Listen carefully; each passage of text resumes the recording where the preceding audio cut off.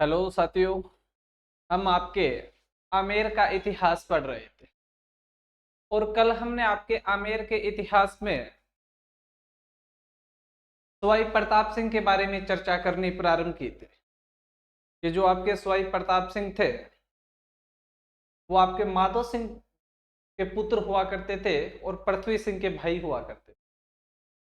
पृथ्वी सिंह के बाद में ये शासक बनते हैं और हमने देखा था कि प्रताप सिंह के समय में मराठाओं का आक्रमण हुआ था, जिसमें सबसे पहले हमने बात की थी आपकी कि प्रताप सिंह व मराठाओं के मध्य तुंगा का युद्ध हुआ था 1787 में, जिसमें मराठाओं का नेतृत्व आपके महादजी सिंधिया कर रहे थे। वो भारत में मराठाओं के सेनापति महादजी सिंधिया जिस समय आपके पूरे भारत में उनकी तूती बोला करती थी, सबसे शक्तिशाली उनका कमांडर हुआ करता था, वो तुंगा के युद्ध में सवाई प्रताप सिंह के सामने हार जाता है।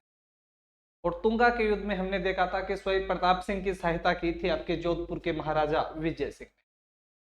इसके बाद हमने फिर देखा था कि मराठा और प्रताप सिंह के मध्य एक युद्ध हुआ था जिसको हमने पाटन के युद्ध के नाम से जाना था। पाटन के युद्ध में आपके मराठाओं का नेतृत्व एक फ्रांसीसी सेनापति हुआ, फ्रांसीसी जो सेनापति था डीबोई, उसने किया था। लेकिन इस युद्ध में आपके सवाई प्रताप सिंह की क्या हो जाती है, हार होती है। इसके बाद में हमने आपके मालपुरा का एक युद्ध देखा था जिसमें सवाई प्रताप सिंह और मराठाओं के मध्य लड़ा गया था और मराठाओं का नेतृत्व आपके दौलतराव सिंधिया ने किया था और इस युद्ध में भी आपके मराठा जीत जाते हैं। तो ये तीन युद्धों के बारे में हम कल आपके बात की थी सवाई प्रताप सिंह की। इसके बाद में हमने देखा था हमें आपके सवाई प्रताप सिंह के स्थापत्य कला के बारे में चर्चा करनी है। जब आप सवाई प्रताप सिंह की स्थापत्य कला की बात करते हो कि स्थापत्य कला में उन्होंने क्या किया था, तो स्थापत्य कला में एक नाम आता है आपके सामने और वो है आपके हवा महल। जयपुर का जब आप नाम लेते हो तो सबसे पहले ही आपके दिमाग में कोई पिक्चर आती है तो वो है आपका हवा महल। आप किताबों पे देखोगे, कहीं पर भी देखोगे, आपको ये हवा महल का चित्रित मिलता है। मैं कहूं कि हवा महल के बारे में कि इससे हम जयपुर की एक बहुत विशिष्ट इमारत के रूप में जानते, तो हम बात करते कि इस हवा महल का निर्माण किसने करवाया था, कब करवाया था, क्या है ये हवा महल, इसका निर्माण क्यों करवाया गया, क्या जरूरत पड़ गई थी सवाई प्रताप सिंह को किसका निर्माण करवाया। तो ये आप पिक्चर देख लो एक बार, ये आपके हवा महल की पिक्चर किस प्रकार से छोटे छोटे आपको झरोखे दिखाई दे रहे, इस झरोकों की भी हम बात करेंगे ये क्यों रखे गए। पर आपको इतना माइंड में रखना है कि जब हम सवाई प्रताप सिंह की स्थापत्य कला की बात करते हैं तो स्थापत्य कला में सबसे पहले जिस चीज का नाम आता है वो आपका हवा महल। तो हवा महल कहां पर है, तो आपके जयपुर में है। हवा महल का निर्माण किसने करवाया, तो कहते हैं कि सवाई प्रताप सिंह ने करवाया था। कहते हैं कि जो सवाई प्रताप सिंह के समय में जो सवाई प्रताप सिंह की रानियां थी उनका कहना था, और उनका क्या आप राजस्थान में किसी से भी पूछ लेना या हमारे आप बड़कों से पूछोगे तो वो भी कहते हैं कि जो आपकी तीज की सवारी है ना वो सबसे अच्छी कहीं से पर निकलती है, तीज व गणगौर की सवारियां, तो वो जयपुर में निकलती है। हमारे राजस्थान में बहुत से आपने कहावतें गाने भी सुनी होगी कि मैंने जयपुरी तीज दिखा दो बलमा। कहने का मतलब जयपुर की तीज और आपके गणगौर की सवारी बहुत फेमस थी। तो जो सवाई प्रताप सिंह की रानियां हुआ करती थी वो सवाई प्रताप सिंह को कहा कि हमने सुना है हमारे पीहर में भी कि जयपुर की तीज और गणगौर की सवारियां ऐसी होती है वैसी होती है, और आज हम जयपुर में हैं और वो तीज और सवारियां नहीं देख सकते, क्योंकि उस समय आपको पता है जो शाही परिवार हुआ करता था, जो राजपूत परिवार हुआ करता था, उनकी महिलाओं का जो पर्दा प्रथा हुआ करता था, तो सीधा ऐसे आपके जाके नहीं देख सकते। तो नहीं देख सकती तो क्या करे, तो सवाई प्रताप सिंह के दिमाग में एक विचार आया और उस विचार का ही परिणाम था कि इसका निर्माण किया गया आपके किसका, हवा महल का। तो चलो अब हम एक एक पॉइंट वाइज आपके क्रम से आपके देखते कि हवा महल क्या है, कब बना। तो मैं बात करता हूं आपके हवा महल की, बैकग्राउंड चेक कर लेता हूं मैं।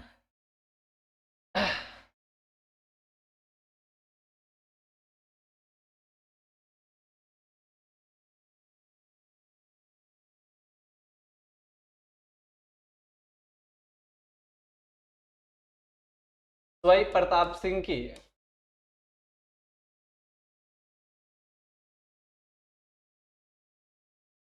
सवाई प्रताप सिंह की स्थापत्य कला,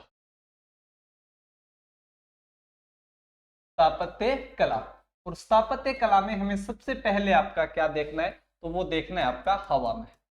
तो अब हम एक एक पॉइंट की बात करते हैं आपके हवा महल। किसकी? आपकी हवा महल।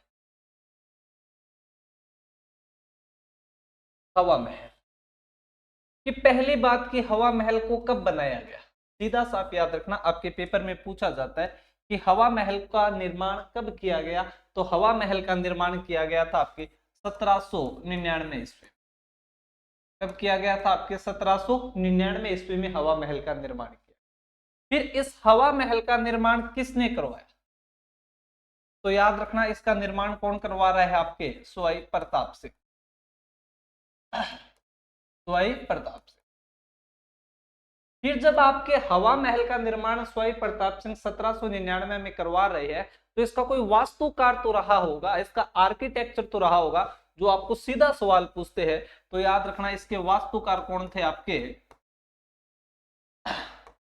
तो वास्तुकार है आपके लालचंद उस्ता। कौन है आपके? लालचंद उस्ता। लालचंद उत्सव।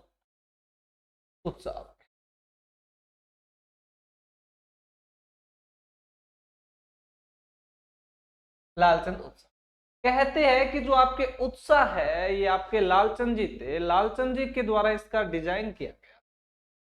अब कहते हैं कि ये है क्या, तो याद रखना यह एक 5 मंजिली इमारत है। यह एक क्या है आपकी? तो 5 मंजिली इमारत। हवा महल क्या है? यह है आपका एक 5 मंजिली इमारत है, और उसी को हम क्या कहते हैं? आपके हवा महल कहते हैं। फिर सर इस जो आपकी 5 मंजिली इमारत है, इसके नाम क्या क्या है? तो याद रखना आप कि जो 5 मंजिली है, इन प्रत्येक मंजिल का एक ना एक नाम है आपके। लालचंद उस्ता भैया।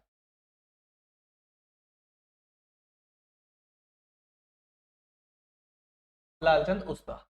अब मैं इन मंजिलों की बात करूं कि इन मंजिलों का नाम क्या है, तो आप याद रखना इन मंजिलों का नाम है आपके कि प्रत्येक मंजिल का एक नाम दिया गया है। प्रत्येक मंजिल का आपका क्या दिया गया? एक नाम दिया गया। जैसे पहली मंजिल है उसको कहते हैं आपके शरद मंदिर। क्या कहते हैं? आपकी शरद मंदिर। याद रखना इनको मंदिर कहा गया, शरद मंदिर। दूसरी जो आपकी मंजिल है उसका नाम है आपके रतन मंदिर। क्या है आपका? रतन मंदिर। तीसरी जो आपकी मंजिल है इसका नाम है आपका विचित्र मंदिर। विचित्र मंदिर। जो आपकी चौथी मंजिल है, इस चौथी मंजिल का नाम है आपके प्रकाश मंदिर। क्या आपका? प्रकाश मंदिर। और जो आपका 5वां मंजिल है इसका नाम है आपका हवा मंदिर। क्या है आपका? हवा मंदिर। तो ये आपके हवा महल में 5 मंजिल बनी हुई है, जिन मंजिलों के आपके नाम है कि पहला आपका शरद मंदिर, दूसरा आपका रतन मंदिर, तीसरा आपका विचित्र मंदिर, चौथा आपका प्रकाश मंदिर, और 5वां आपका हवा मंदिर। वैसे तुम तो देखे तो इसकी जो 5वीं मंजिल है इसका नाम है हवा मंदिर, लेकिन कहते हैं कि इस पूरे की पूरी इमारत को ही बाद में क्या कहा जाने लगा? आपका हवा महल कहने लगे। तो याद रह जाएगा कि हवा महल का निर्माण कब हुआ? 1799 में। किसने करवाया? तो सवाई प्रताप सिंह ने। इसके वास्तुकार कौन थे? तो लालचंद उस्ता थे। ये कितने मंजिली इमारत है या क्या है? तो यह एक इमारत है, और कितनी मंजिली आपकी? 5 मंजिली। 5 मंजिल कौन कौन सी? तो शरद मंदिर, रतन मंदिर, विचित्र मंदिर, प्रकाश मंदिर और आपकी हवा मंदिर। ये 5 इसके मंजिल है। एक बात याद रखना कि इस हवा महल के अंदर आपके 953 झरोखे हैं। क्या है आपके? 953 झरोखे। आप कोई भी मकान देखते हो तो उसमें खिड़कियां होती है, खिड़कियों का जो छोटा रूप होता है उसे हम क्या कहते हैं? आपके झरोखे। और वो भी कितने हैं? 953। याद रखना एक पेपर में पूछा हुआ है कि हवा महल में कितने झरोखे थे, तो 953 झरोखे। फिर सर इतने झरोखे क्यों बने? इतने झरोखे से हवा आती है इसलिए नाम हवा महल है। लेकिन कहते हैं झरोकों का निर्माण इसलिए किया गया था, जो सवाई प्रताप सिंह पत्नियां थी, जो शाही परिवार था, जो आपकी रॉयल फैमिली है, उनकी महिलाएं हैं, वो क्या करे कि जब भी आपके तीज और गणगौर की सवारियां निकले तो उन झरोकों के माध्यम से उन बाजार की हलचलों को देख सके। कहने का मतलब शाही परिवार की महिलाओं के लिए हवा महल का निर्माण करवाया गया था, कि महिला होंगी, इन झरोकों के माध्यम से तीज व गणगौर की सवारियां आराम से देख लेगी। क्योंकि आपको वैसे भी पता है कि जब पर्दा पड़ता है, और आज भी हम देखते हैं गाँव के अंदर कि जो महिलाएं होती है, आपकी बारात जाती है तो छत पे जाती है, और छत पे वो घूंघट निकाले हुए होते हैं, तो सीधा तो मुंह उगाड़ नहीं सकती, तो क्या करती है, ऐसे देखता, एक तरफ घूंघट ढका हुआ और एक साइड से ऐसे देखती आराम से, ताकि उसको कोई देख ना सके। और झरोकों में है तो वो आराम से आपके देख सकती है नीचे लोग कैसे जा रहे हैं, कैसे आपकी सवारियां निकल रही, उनको कोई देख नहीं सकता। तो याद रखना कि इसका निर्माण क्यों किया गया था, निर्माण क्यों किया गया था, तो शाही परिवार की महिलाएं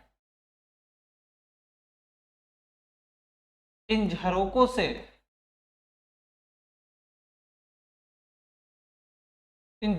से तीज व गणगौर की इन झरोकों से तीज व गणगौर की सवारियां देख सकते, इन झरोकों से तीज व गणगौर की सवारियां देख सके।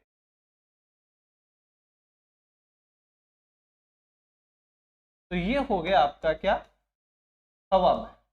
कि हवा महल कब बनाया, किसने बनवाया, कितने मंजिले, कितने इसमें झरोखे, ये सारी बातें, कौन कौन सी इसकी मंजिल। एक बात और याद रखना, एक बार प्रश्न पूछा हुआ है कि जो हवा महल की प्रथम मंजिल का क्या नाम था, तो हमने देखा कि इसकी प्रथम मंजिल का नाम क्या, आपका शरद मंदिर है। पर जब पेपर में प्रश्न पूछा गया था तो उसमें शरद मंदिर का नाम ही नहीं था, नाम नहीं था, तो बच्चों ने पूछना शुरू किया कि सर आपने तो शरद मंदिर लिखाया था पर शरद मंदिर का नाम ही नहीं। तो क्या है, आपकी जो प्रथम मंजिल बनी हुई है उसमें एक प्रताप नाम से एक मंदिर है आपका, इसलिए इस प्रथम मंजिल को कई बार आपके प्रताप मंदिर भी कहते हैं। तो याद रखना कि प्रथम मंजिल का नाम तो आपका शरद मंदिर है, पर इसको प्रताप मंदिर भी कहा जाता है। तो आज तो आपका उसमें ये प्रताप मंदिर हो जाएगा, या फिर इसे शरद मंदिर कहते हैं। ठीक, इतनी बात याद रह जाएगी। चलो, ये बात हुई हवा महल की। एक बात और याद रखना, कई बार पूछा हुआ है कि हवा महल का जो आपका हवा महल है, इस हवा महल की बनावट कैसी है, की बनावट, तो वो भगवान कृष्ण के मुकुट के समान, भगवान कृष्ण के मुकुट के समान। कि हवा महल की बनावट कैसी है, तो भगवान कृष्ण के मुकुट के समान, मुकुट के समान। पूछ लिया जाए कि हवा महल की बनावट कैसी है, तो भगवान कृष्ण के मुकुट के समान, जो हमने आपका अभी ये हवा महल। तो इसकी आप जो बनावट देखते हो, ये जो आपकी बनावट है, ये आपके भगवान कृष्ण के मुकुट के समान। और जो आप ये दृश्य देख रहे हो, हर जगह आपको हवा महल का यही दृश्य मिलेगा, यही फोटो मिलेगी, लेकिन वास्तव में ये हवा महल के पीछे का हिस्सा है, क्योंकि अच्छी है, ये पीछे का हिस्सा आपका अच्छा है। देख, इसका जो गेट है वो तो आगे की साइड रह जाता है, जो आपका ये चीज है ये आपके पीछे की साइड की हवा महल की। तो ये भी आप कभी जयपुर आओ तो देखना, हवा महल वास्तव में एक बहुत सुंदर इमारत है। ठीक है, तो हमने बात की कि हवा महल का जो आपका बनावट है वो कैसा है, तो भगवान कृष्ण के मुकुट के समान। और हम इसकी स्थापत्य कला की बात करें सवाई प्रताप सिंह की, तो एक चित्रकला की बात करते हैं कि सवाई प्रताप सिंह का जो शासन काल था वो जयपुर की चित्रकला के लिए स्वर्ण काल कहलाता है।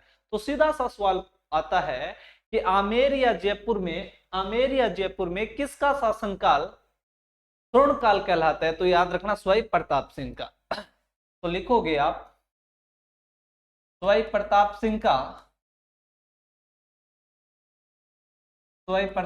का शासनकाल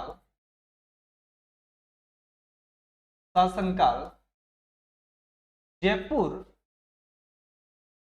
या आमेर चित्रकला का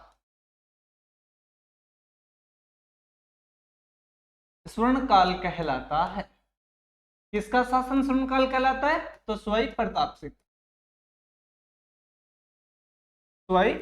सिंह का शासनकाल आपका स्वर्ण काल कहलाता है, इनका शासनकाल। तो ये तो बात हुई। एक याद और रखना, इनका एक मुख्य चित्रकार भी था, मुख्य चित्रकार, और चित्रकार का नाम क्या है, तो वो लालचंद नाम है। क्या नाम है आपका? लालचंद। याद रखना आप, हमने एक बात की, हवा महल का वास्तुकार कौन था? तो लालचंद उस्ता, वो अलग है और ये आपके चित्रकार अलग है, लेकिन इन चित्रकार का नाम क्या है आपका? लालचंद। और कहते हैं कि लालचंद है वो पशुओं की लड़ाइयों के चित्र बहुत बनाता था। तो याद रखना इस चित्रकला में कि किसके मुख्य चित्र बनाते थे? तो पशुओं के लड़ाइयों के चित्र, मुख्य लड़ाइयों के चित्र बनाते थे।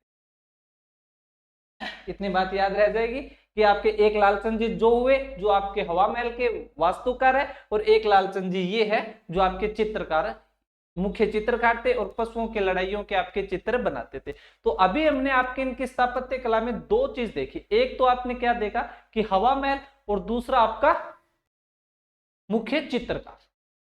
इसके अलावा मैं इनकी बात करूं कि इन्होंने और क्या किया है आपका, और कि हम देखते हैं तो जो आपके स्वाई प्रताप सिंह थे, प्रताप सिंह गीत, आपकी काव्य, ये बहुत लिखते थे। तो कई बार इनसे सवाल बनता है कि स्वाई प्रताप सिंह का काव्य गुरु कौन था? क्या चीज आपका कि स्वाई प्रताप सिंह का, स्वाई प्रताप सिंह का काव्य गुरु, तो याद रखना नाम मिलेगा आपका गणपति भारती। गणपति भारती याद रह जाएगा कि स्वाई प्रताप सिंह का काव्य गुरु कौन है? तो आपके गणपति भारती। क्योंकि मुझे आपके रचना सीखनी है, काव्य सीखने है, तो किससे सीखूं? कि भाई गणपति भारती सर की क्लास अच्छी है, उनसे सीखो। तो स्वाई प्रताप सिंह के काव्य गुरु कौन हो जाएंगे? आपके गणपति भारती। लेकिन कहते हैं इन्हें काव्य के साथ साथ संगीत में बड़ी रुचि थी, तो इन्होंने एक अपना संगीत का गुरु बनाया था। तो आपको पूछेंगे कि स्वाई प्रताप सिंह का संगीत का गुरु कौन था? किसका? आपके स्वाई प्रताप सिंह के संगीत गुरु कौन थे? संगीत गुरु कौन? आपके संगीत गुरु। तो याद रखना चांद खां। कौन थे आपके? चांद खां। दोनों अलग अलग याद रखोगे कि काव्य गुरु कौन है? तो गणपति भारती। संगीत गुरु कौन है? तो चांद खां। और कहते हैं कि चांद खां को स्वाई प्रताप सिंह ने आपके बुद्ध प्रकाश नाम से उपाधि भी दी थी। किस नाम से? आपके बुद्ध प्रकाश। तो बुद्ध प्रकाश उपाधि किसकी है? चांद खां की। चांद खां कौन है? तो स्वाई प्रताप सिंह का संगीत गुरु। तो क्या याद रखोगे आप? चांद खां कौन है आपका? चांद खां संगीत गुरु है। किसका? आपके स्वाई प्रताप सिंह संगीत गुरु। इनकी उपाधि कौन सी है? तो याद रखोगे उपाधि कौन सी है? तो आपके बुद्ध प्रकाश। कौन सी उपाधि है? बुद्ध प्रकाश।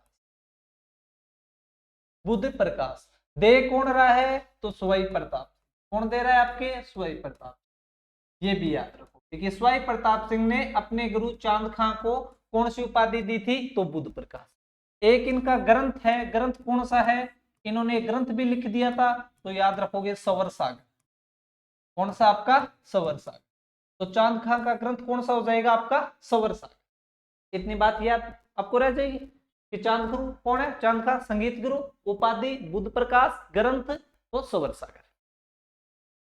इसके अलावा कहते हैं कि स्वाई प्रताप सिंह को कविताएं लिखने का बड़ा शौक था, इसलिए जो वो कविता लिखते थे तो वो किस नाम से आपकी कविता लिखते थे? तो याद रखना स्वाई प्रताप सिंह ब्रिज निधि के नाम से कविताएं लिखते थे। किस नाम से? आपके ब्रिज निधि के नाम से। कि स्वाई प्रताप सिंह आपके ब्रिज निधि के नाम से कविताएं आपकी लिखा करते थे। किस नाम से? आपके ब्रिज निधि। अब ब्रिज निधि का मतलब क्या हुआ? तो आप ये देखो कि जो भी आपके राइटर होते वो अपना कुछ निक नाम लिख लिया करते। जैसे हम पढ़ते हैं कि बहादुर शाह जफर, जफर के नाम से शायरिया लिखते थे। हिंदी के बहुत बड़े एक आपके राइटर हुए हैं सूर्य पाठी, कि आपके जो निराला साहब है, तो वो भी अपना एक शॉर्ट नाम रख लिया था, अलग नाम लिख लिया था। उसी प्रकार आपके स्वाई प्रताप सिंह ने एक अपना की पॉइंट या अपना एक छोटा एक अलग नाम अपना रखा, और वो किस नाम से? आपके ब्रिज निधि। जब भी कुछ कविताएं लिखते तो किस नाम से लिखते थे? आपके ब्रिज निधि के नाम से कविताएं लिखते थे। तो याद रखोगे कि इस नाम से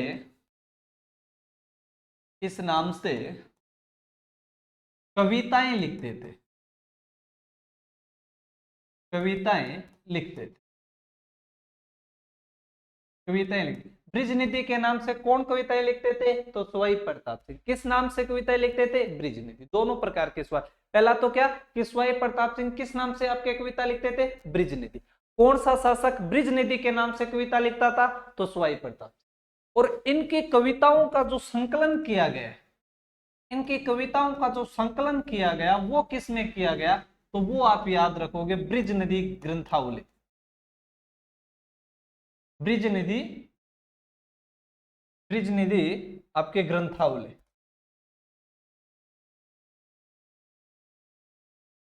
ब्रिज निधि ग्रंथावली। तो सीधा सा याद है कि सवाई प्रताप सिंह आपकी कुछ कविताएं लिखते थे, और कविताएं किस नाम से लिखते थे? तो ब्रिज निधि के नाम से। और इनकी कविताओं का संकलन किसमें किया गया? तो ब्रिज निधि ग्रंथावली में इनका क्या किया गया? आपका संकलन किया गया। ये सारी बात किससे? तो याद रखोगे सवाई प्रताप सिंह से। ठीक है। इसके बाद में बात करूं सवाई प्रताप सिंह की और क्या स्थापत्य कला थी, तो कहते हैं कि एक बार ये महाराष्ट्र में गए हुए थे, और महाराष्ट्र में वहां से तमाशा लोकनाट्य देखते। जब तमाशा लोकनाट्य इन्होंने देखा तो इन्हें तमाशा लोकनाट्य बहुत अच्छा लगा, और अच्छा लगा तो वहां पे एक मुख्य कलाकार थे आपके बंशीधर जी भट्ट, और बंशीधर जी भट्ट को कहा कि बंशीधर जी अब आप जयपुर चलो, जयपुर में आपके ये खेल दिखाओ। तो तभी से आपका जो तमाशा लोकनाट्य है वो आपके जयपुर का फेमस हुआ। लेकिन तमाशा लोकनाट्य जयपुर में लाने वाले शासक कौन थे? तो वो कौन हो जाएंगे? आपके सवाई प्रताप सिंह। कौन हो जाएंगे? सवाई प्रताप सिंह। तो महाराष्ट्र से तमाशा लोकनाट्य लेकर आए। कौन सा लोकनाट्य? आपके तमाशा लोकनाट्य, लोकनाट्य आपका तमाशा लोकनाट्य। तो सीधा सा पूछ लिया जाए कि सवाई प्रताप सिंह तमाशा लोकनाट्य कहां से लेके आए थे? तो याद रखोगे आपका महाराष्ट्र से लेके आए थे। और इसके मुख्य चित्र आपके तमाशा लोकनाट्य के मुख्य कलाकार कौन थे? तो आपके बंशीधर भट्ट थे। बंशीधर भट्ट। इनके पूरे परिवार को ले आए, इनके खाने पीने रहने की सारी व्यवस्था सवाई प्रताप सिंह ने की थी, और तभी से आपका जयपुर में तमाशा लोकनाट्य चलता है। आज भी जब जयपुर में देखते हो तो आज भी आपका तमाशा लोकनाट्य चलता है, वो इन्हीं के आपके वंशजों द्वारा आज भी लोकनाट्य दिखाया जाता है। इसके अलावा हम सवाई प्रताप सिंह की और स्थापत्य कला की बात करें तो कहते हैं इन्होंने जयपुर के अंदर आपका एक संगीत का बहुत बड़ा सम्मेलन करवाया, बहुत बड़ा सम्मेलन करवाया, और सम्मेलन करवा के प्रत्येक जो संगीत के राइटर थे उन्हें कहा कि आप संगीत पे कुछ लिखो।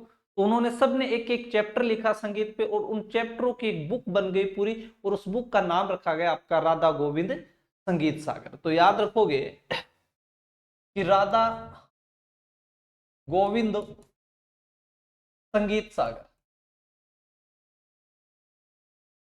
संगीत सागर क्या है? तो संगीत पर ग्रंथ, संगीत पर ग्रंथ है, संगीत पर ग्रंथ है।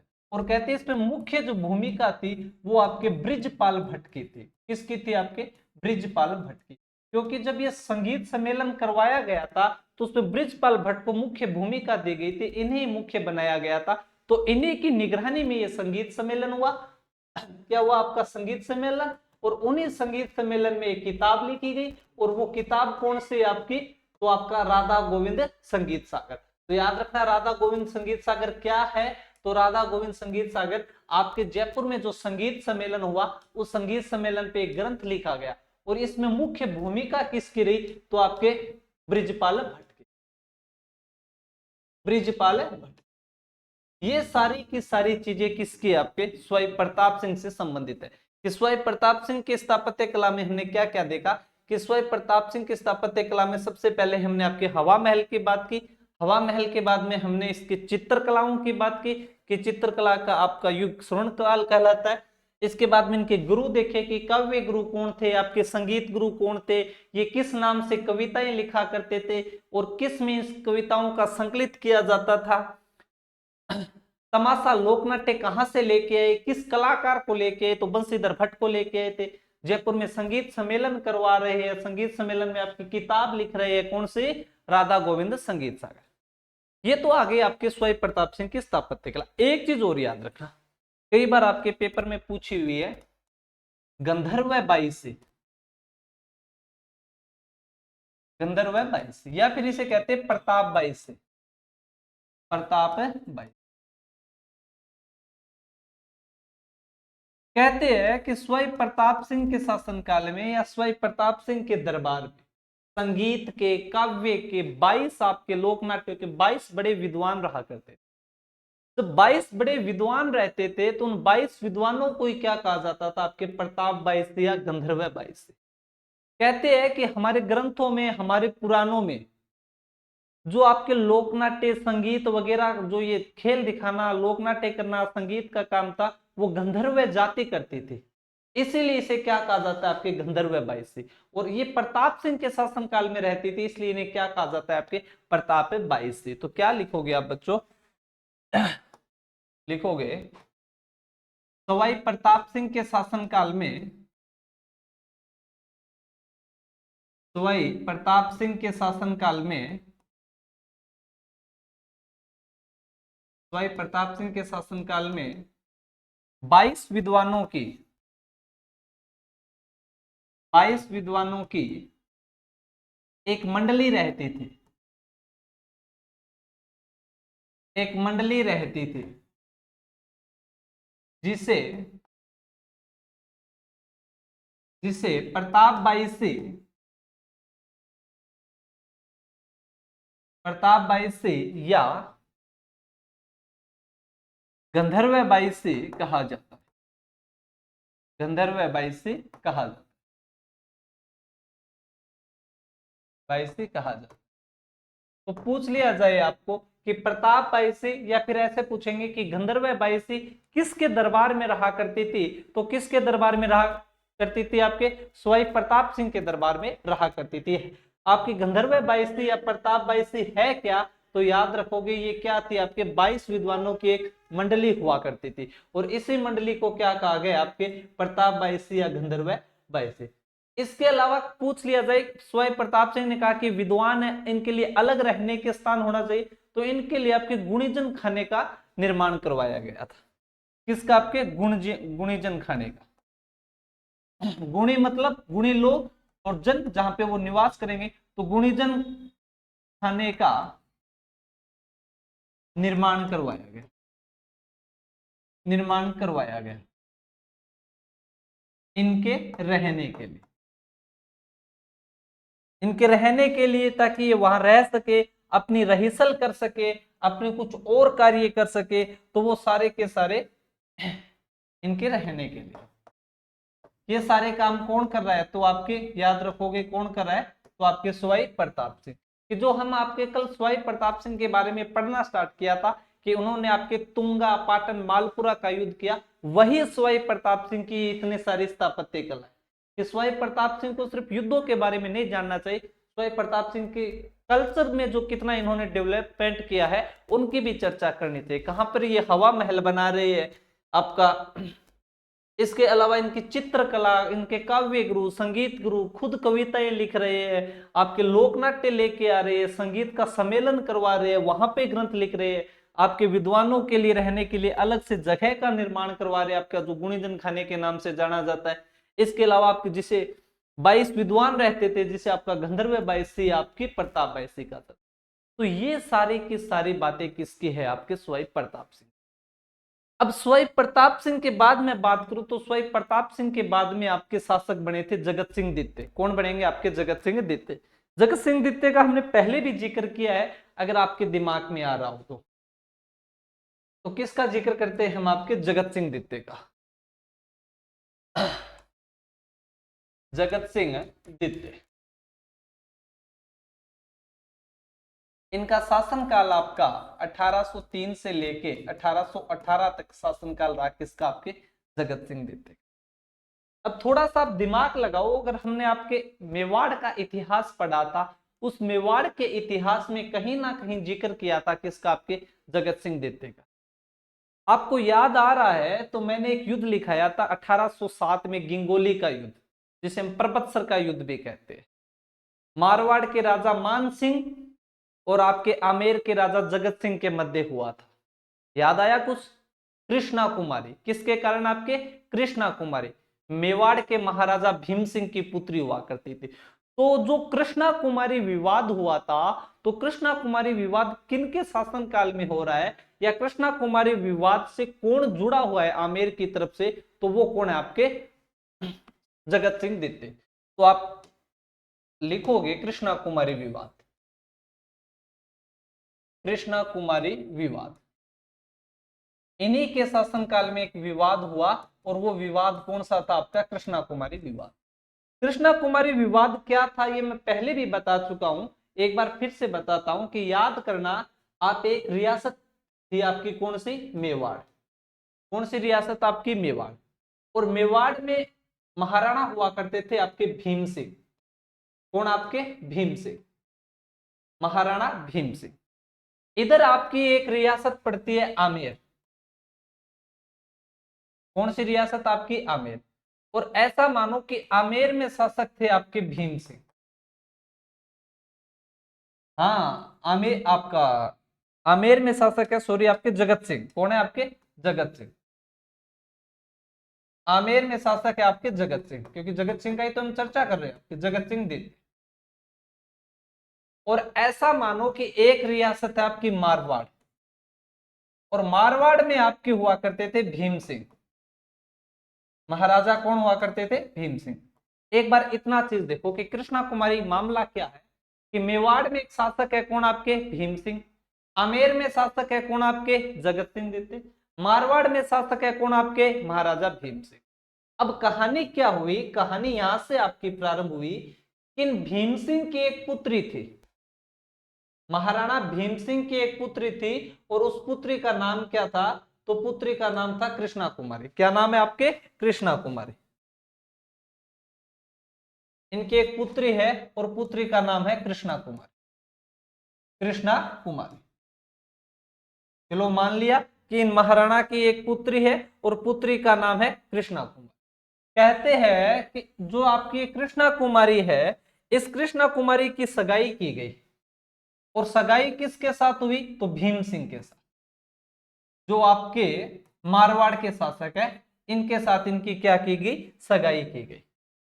जब सगाई की गई तो कहते हैं कि लेकिन सगाई तो की गई, जब विवाह मंडा तो विवाह से पूर्व ही भीम सिंह की क्या हो जाती है? मृत्यु। भीम सिंह की क्या हो गई? मृत्यु। कि कृष्णा कुमारी आपके जो मेवाड़ के महाराणा भीम सिंह की पुत्री है, उनकी सगाई की गई मारवाड़ के शासक भीम सिंह के साथ, पर भीम सिंह की शादी से पहले ही क्या हो गई? मृत्यु। जब शादी से पहले मृत्यु हो गई तो कहते हैं कि महाराणा भीम सिंह ने कृष्णा कुमारी की दूसरी सगाई की, और दूसरी सगाई किसके साथ की गई? तो आमेर के शासक जगत सिंह द्वितीय के साथ। कि कृष्णा कुमारी की पहली सगाई मारवाड़ के भीम सिंह के साथ, पर भीम सिंह जी तो टपक गए, उनकी तो मृत्यु हो गई, उनका तो विवाह ही नहीं हुआ, इसलिए कृष्णा कुमारी की दूसरी सगाई कर दी किसके साथ? आपके आमेर के जगत सिंह द्वितीय के बाद। जब जगत सिंह द्वितीय के साथ सगाई की गई तो इधर आपके मारवाड़ में भीम सिंह के बाद शासक बने कौन? आपके मान सिंह। कौन शासक बने? आपके मान सिंह। अब जब मान सिंह को पता चला कि कृष्णा कुमारी का विवाह हो रहा है किसके साथ? जगत सिंह, इसलिए कहते हैं कि मान सिंह ने भीम सिंह जो मेवाड़ के महाराणा थे, इनके पास संदेश भेजा कि अभी भी राठौड़ों का कुल समाप्त नहीं हुआ है। क्या संदेश भेजा? कि राठौड़ों का कुल अभी भी समाप्त नहीं हुआ है। उनका कहना था कि अभी मेरा भाई भीम सिंह मरा है, मैं तो जिंदा हूं, और हिंदू रीति रिवाजों के अनुसार सगाई है वो आधा विवाह माना जाता है, तो अब राठौड़ों की जो बहू है वो कछुआओं की बहू नहीं बन सकती। इसलिए कहते हैं कि ये आपका संदेश भेज रहे थे मान सिंह, पर उन्होंने आपकी सगाई कर दी किसके साथ? जगत सिंह। इसीलिए आपके मान सिंह और जगत सिंह के मध्य एक युद्ध हुआ, जिस युद्ध को हम क्या कहते हैं? आपके गिंगोली का युद्ध। कौन सा युद्ध? आपके गिंगोली का युद्ध। और यह कब हुआ? आपके 1807 ईस्वी में। इस गिंगोली का युद्ध नागौर में एक जगह पड़ती है परबतसर, तो परबतसर के पास हुआ, इसलिए इसे परबतसर का युद्ध भी कहा जाता है। तो ये मामला था कौन सा? आपका कृष्णा कुमारी वाला, कि कृष्णा कुमारी महाराणा भीम सिंह की पुत्री है, इसकी सगाई की गई मारवाड़ के महाराजा भीम सिंह के साथ, पर भीम सिंह की शादी से पहले ही क्या हो गई, मृत्यु। इसलिए दूसरी सगाई आपके आमेर के शासक जगत सिंह द्वितीय के साथ की गई। पर कहते हैं कि इस भीम सिंह के बाद आपके मारवाड़ का शासक बना मान सिंह, और मान सिंह आपके भीम सिंह को संदेश भेजता है कि अभी भी राठौड़ों का कुल जिंदा है, समाप्त नहीं हुआ है। इसलिए मान सिंह और जगत सिंह के मध्य कृष्णा कुमारी को लेकर एक युद्ध हुआ, और वो युद्ध कौन से, आपके गिंगोली का युद्ध, जो परबतसर के पास लड़ा गया। कहते हैं कि इस युद्ध में जीत हो जाती है किसके, आपके जगत सिंह की। किसकी जीत हो जाती है, आपके जगत सिंह की। और जगत सिंह का साथ दिया था आपके अमीर खां पिंडारी। किसने साथ दिया था, आपके अमीर खां पिंडारी। अमीर खां पिंडारी इनका सहयोग तो करता है, पर कहानी क्या थी, अभी तक आपके जगत सिंह द्वितीय और मान सिंह के मध्य मन मुटाव चल रहे थे। दो रियासतों के मध्य अभी भी कृष्णा कुमारी खड़ी है। इसलिए कहते अमीर खां पिंडारी और आपके मेवाड़ के एक हुआ करते थे करसनदास, करसनदास व चुंडावत। कहते हैं कि अमीर खां पिंडारी था, वो मेवाड़ पे हमला कर देता है, क्योंकि अमीर खां पिंडारी बाद में जाके मान सिंह से मिल जाता है, मान सिंह से। इसलिए अमीर खां पिंडारी व करसनदास चुंडावत की सलाह से भीम सिंह ने अपनी ही पुत्री कृष्णा कुमारी को क्या दे दिया था, आपका जहर दे दिया था। अपने ही पुत्री को क्या दे दिया था, जहर दे दिया था। तो ये पूरा मामला है आपके कृष्णा कुमारी विवाद। तो याद रह जाएगा कि कृष्णा कुमारी विवाद था। उस समय आपके जयपुर के या आमेर के शासक कौन हुआ करते थे, तो जगत सिंह द्वितीय हुआ करते थे। एक तो आपको ये याद रखना है। इसके अलावा जगत सिंह द्वितीय में एक महिला का और नाम मिलता है आपका, और वो नाम है आपके रस कपूर। कौन, आपकी रस कपूर। अब मैं रस कपूर की बात करूं तो कहते कि जो रस कपूर थी वो आपके गुणीजन खाने की एक नृत्यांगना हुआ करती थी, डांसर हुआ करती थी। डांसर थी तो डांस किया करती थी, और उस डांस को आपके आमेर के जितने भी सेठ साहूकार थे, सामंत थे, जो पैसे वाले लोग थे, वो इनका डांस देखने जाया करते। सीधी सी बात है, डांस देखने कौन जाएगा, पैसे वाले लोग। तो सेठ साहूकार जमींदार सामंत बड़े लोग आपका डांस देखने जाते थे। एक दिन इस रस कपूर का डांस देखने चले गए कौन, आपके, तो आपके जो शासक है इस समय जगत सिंह द्वितीय। जगत सिंह द्वितीय जब आपके रस कपूर का नृत्य देखते और नृत्य पे आपके घायल हो जाते हैं, कौन है, जगत सिंह जी। जगत सिंह जी घायल हो गए और रस कपूर को कहा कि रस कपूर, आज के बाद तू डांस नहीं करेगी किसी के सामने, अब तुम्हें मैं पसंद करता हूं और मेरे साथ चल महल में। तो कहते रस कपूर ने भी आपकी हां भर दी, क्योंकि उसके पास इससे बड़ा और मौका क्या मिलेगा कि आमेर का राजा खुद उसे अपनी पत्नी बनाने के लिए तैयार। अब कहते हैं कि रस कपूर आपके महलों में आ जाती है, महलों में कुछ दिन रहती है, और महलों में रहने के बाद एक दिन उसने कहा कि महाराज आपने तो महलों में लाके पटक दिया, मैं आपको एक काम कहूं, अगर आप मना नहीं करो तो। उन्होंने कहा कि बोलो क्या काम है। कहा कि मैं आपके साथ जहां आप राज दरबार में बैठना चाहते हो, मैं वहां बैठना चाहती हूँ। तो कहते हैं कि आपके जगत सिंह द्वितीय ने अगले ही दिन आदेश दिया, और जहां पे अपनी सीट लगी हुई थी उसके पास उसकी सीट लगवा दी। इसके बाद में जब सीट लगा दी तो कुछ दिन फिर टिपे, कुछ दिन निकले तो फिर रस कपूर ने महाराज से एक कामना की कि महाराज मैं चाहती हूं कि जो लोग आपके दरबार में आते वो आपको मुजरा करते, आपको सलाम करते, पर मुझे नहीं करते। तो कहते हैं कि आपके जगत सिंह ने फिर एक आदेश निकाला कि जो भी राज दरबार में आएगा, जो मुझे नमस्कार करेगा, जो मुझे प्रणाम करेगा, वो साथ में प्रणाम करेगा किसको, आपके रस कपूर।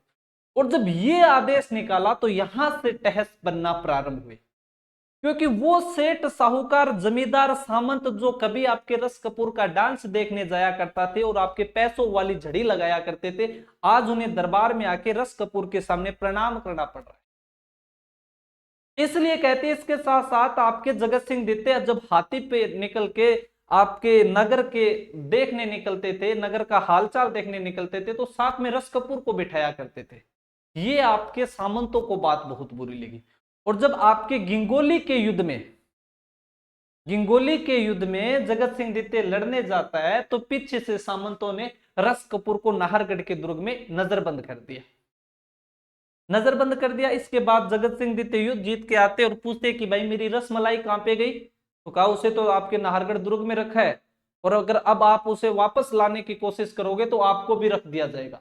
तो इसलिए कहते हैं कि उन्होंने फिर कहते हैं कि देखा जाएगा और देखी जाएगी, कोई और डांसर देखेंगे। तो पर आपको रस कपूर से याद क्या रखना है? रस कपूर से एक तो ये बात याद रखनी है कि यह जगत सिंह द्वितीय के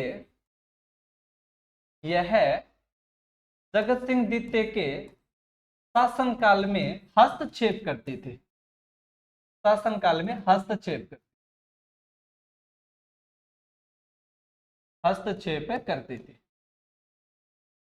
सीधा सा पूछ लिया जाए कि जगत सिंह के शासनकाल में कौन महिला उनके राज कार्यों में हस्तक्षेप किया करती थी, तो वो कौन हो जाएंगी? आपकी रस कपूर। और एक याद रखना है कि इसको बंदी बनाकर कहां रखा था? तो इसे बंदी बनाकर नाहरगढ़ दुर्ग में रखा गया। ये आप याद रखना, ये पूछा हुआ है कि रस कपूर को बंदी बनाकर कहां पर रखा गया था? तो आपके नाहरगढ़ दुर्ग में रखा गया। नाहरगढ़ दुर्ग में रखा गया। नाहरगढ़ दुर्ग में रखा गया।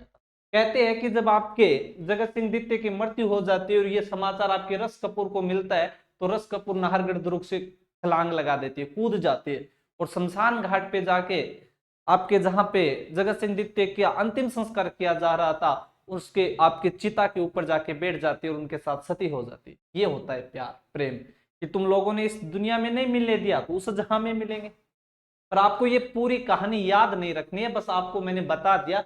पर आपको बात यही याद रखनी है रस कपूर से कि एक तो कौन महिला थी जो जगत सिंह के शासनकाल में हस्तक्षेप करती, तो वो कौन हो जाएगी? आपकी रस कपूर। और इसे बंदी बनाकर कौन से दुर्ग में रखा गया था? तो आपके नाहरगढ़ दुर्ग में। ऐसे 2-3 महिलाओं के इतिहास में आपको जिक्र मिलता है। एक तो आप मुगल काल में पढ़ते हो नूरजहां, जो आपके जहांगीर के शासनकाल में हस्तक्षेप किया करते थे, जहांगीर के राज कार्यों में वो आपका दखल अंदाज किया करती थी नूरजहां। और एक अभी हमने जो आपके शासक पढ़े थे प्रताप सिंह, प्रताप सिंह का जोधपुर में सहायता करने कौन आया था? विजय सिंह, तुंगा और आपके पाटन के युद्ध में। तो विजय सिंह की एक गर्लफ्रेंड हुआ करती थी गुलाब राय। कौन? आपकी गुलाब राय। और इस गुलाब राय भी हस्तक्षेप किया करती थी, और इतिहासकारों ने इसे तो आपके मारवाड़ की नूरजहां का है।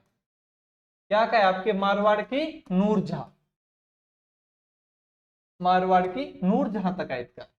तो याद रखना आपके कि आमेर में आपके इनके जगत सिंह के शासनकाल में कौन महिलाएं आपके हस्तक्षेप किया करती थी? तो रस कपूर। इसके अलावा आपके मराठों व पिंडारियों की लूटपाट से तंग आ गए थे जगत सिंह द्वितीय, और जब तंग आए तो इन्होंने अंग्रेजों के साथ आपकी संधि कर ली थी। हमने पढ़ा था कि आपके इस समय जो लॉर्ड हेस्टिंग्स हुआ करते थे वो आपकी संधियां कर रहे थे, और आपके राजस्थान में जो आपके चार्ल्स मेटकोफ हुआ करते थे वो उनका आपके उनका प्रतिनिधि के रूप में कार्य कर रहे थे। तो याद रखोगे कि इन्होंने इन्होंने 15 अप्रैल 1818 को अंग्रेजों के साथ या ईस्ट इंडिया कंपनी के साथ संधि की संधि की। कभी मैं आपको जब 1857 की क्रांति पढ़ाऊंगा या फिर आपको स्पेशल संधि वाला टॉपिक पढ़ाऊंगा तब बताऊंगा ये संधियां क्या थी, क्योंकि अभी तक जो साफ नहीं बताते कि कौन से संधि की थी, क्योंकि संधियां 2 प्रकार से थी, एक सहायक संधि और एक आपके राजस्थान में जो इस समय संधि हो रही है वो संधि थी आपकी आश्चर्य पार्थक्य संधि। तो इस समय हमारे राजस्थान में आपका जो चार्ल्स मेटकोफ था वो आपके आश्रित पार्थक्य संधि कर रहा है। तो याद रखना इन्होंने संधि कब की थी? आपके 15 अप्रैल 1818 को की थी। इसके अलावा जब रस कपूर महिला वाली कहानी हुई, इसके अलावा आपके वो एक महिला कृष्णा कुमारी के लिए मारवाड़ से लड़ रहा है, तो आपकी कृष्णा कुमारी वो वाली बात हुई, इसलिए इतिहासकारों ने इसको आपके आमेर का बदनाम शासक कहा है। तो सीधा सा पूछा जाए कि आमेर या जयपुर का बदनाम शासक किसे कहा जाता है, तो किसे कहा जाता है आपके जगत सिंह द्वितीय को। तो क्या याद रखोगे कि इन्हें आमेर का बदनाम शासक कहा जाता है, ये सारी बातें हैं किससे, आपके जगत सिंह द्वितीय से। कि जगत सिंह द्वितीय के बारे में हमने क्या क्या पढ़ा है, तो याद रखोगे आपकी जगत सिंह द्वितीय के बारे में एक पॉइंट तो है आपका कृष्णा कुमारी विवाद वाला, इसके अलावा एक पॉइंट है आपके रस कपूर वाला, एक पॉइंट है आपका अंग्रेजों के साथ इन्होंने संधियां की थी, और इन्हें आमेर का कैसा शासक कहा जाता है, तो बदनाम शासक कहा जाता है। अब कहते हैं कि जब आपके ये इनका शासनकाल रहा, तो इसके बाद में आपके 1818 से 1835 कि आपके जगत सिंह द्वितीय और राम सिंह द्वितीय के बीच में एक शासक बने थे सवाई जय सिंह, आपका जय सिंह तृतीय के नाम से, क्योंकि पहला आपका मिर्जा राजा जय सिंह हुए, एक आपके सवाई जय सिंह हुए, और इस समय जो शासक हुए थे उनका नाम था जय सिंह, इसलिए हम इन्हें कह देते हैं आपके जय सिंह तृतीय,